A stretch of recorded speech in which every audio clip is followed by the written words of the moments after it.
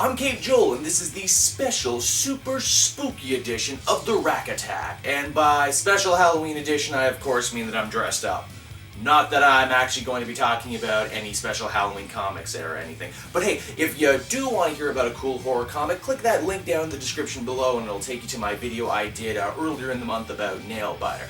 That's out of the way? Okay, cool then. So, let me run down you the 5 favorite comics I had from the week that was. And getting the list off right, we have Darkseid War Batman #1. The first of what will be a handful of Justice League tie-ins that see different members of the Justice League forced to deal with new kinds of godlike powers following the death of Darkseid in the main Justice League book.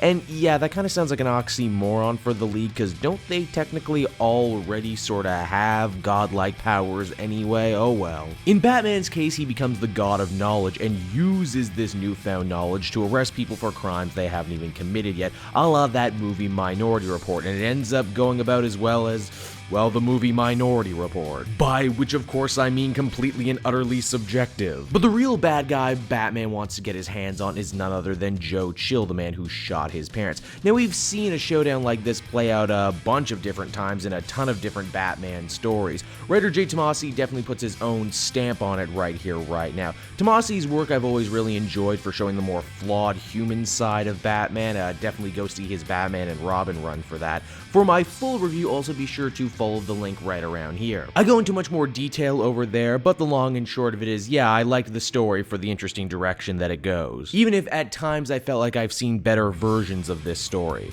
Next up on the rundown, we have Kanan, the Last Padawan, #7. I freaking love Star Wars Rebels. I freaking adore the works of Greg Weisman, so this comic feels like it was made almost personally just for me. In the last arc, we saw how a young Kanan's life was changed forever by the death of his master and Order 66. This new arc turns the clock back even further and lets us see Kanan as a youngling training with other Jedi. We also learn more about his master, Bilaba, and how after failing an important mission, she becomes an outcast amongst the other famous Jedi. What's cool about this is that we already know from reading the last arc that she will one day lead the Republic to a major victory during the Battle of Kalar, but obviously she doesn't know that yet. You really do get the feeling that her and Kanan were perfect for each other, you know, almost like a destined match because they were just so different from every other Jedi that was around at the time. This is definitely a must-read. Don't miss this one. Prez, #4, slides on into the Rack Attack this week. Prez, much like 1872 from last week, is probably one of the best comics being put out by the big two right now that I have a strong feeling not near enough people are reading. Heck,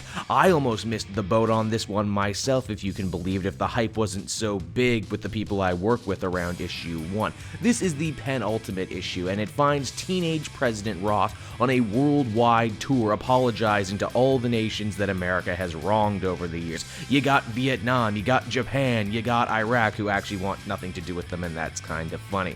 She's also dealing with the cost of the cat flu outbreak and decommissioning a bunch of drones so close to an international trip, so you know, regular president stuff. Prez is simply one of the funniest and most brilliant political satires I have read in comic book form in a very long time, and even though it's a DC book, supposedly existing in the same universe, you can really just pick it up and enjoy it with no prior knowledge of comics, or even Prez as a property. I really dug this book. I cannot wait for the final issue, and man, I wish Prez would, you know, become something. I know they would probably never animate this one, never give it a series, but oh, it's just so good it transcends the comic form. But then again, I guess there are worse things in the world than being a very underrated comic book.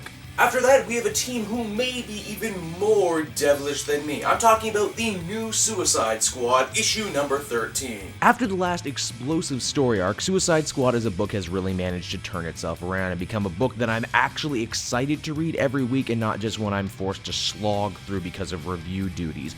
Moral complexity has been put back in the forefront, as well as running the whole back end of Task Force X, and I just love it to bits. This newest arc once again finds the team in over their head and in hot water in Central America. The only twist is now Amanda Waller has been forced to join the team in the field by Vic Sage. What follows is Amanda Waller being forced to put all the dangling threads together about Sage, the Pearl Group, and a bunch of other seemingly unrelated corporations, before eventually going rogue on the very same group that she helped build. It's It's a super cool start, and I cannot wait to see where this story goes. And lastly, for the Rack Attack for the week of Wednesday, 28th, 2015, we have Chewbacca number 2.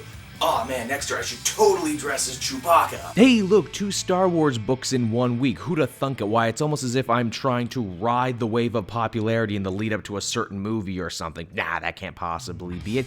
Chewbacca as a comic miniseries is pretty much everything you would want it to be. He growls, he shoots lasers at people from his crazy bow gun, and in the second issue we get a better understanding of why he wants to help these slaves, and it mostly stems from, the cruelty he witnessed at the hands of Trandoshans delivered upon the Wookiee people. So yeah, if you want more Star Wars goodness in your life, then most definitely pick this one up. And I mean, really at this point, who doesn't want more Star Wars goodness in their life? All of these Marvel Star Wars books have just been killing it so far, and better yet, they're all in canon. Well everyone, that's the Rack Attack for the week. I hope you enjoyed it. In the comments section down below, be sure to tell me what your favorite comics of the week are.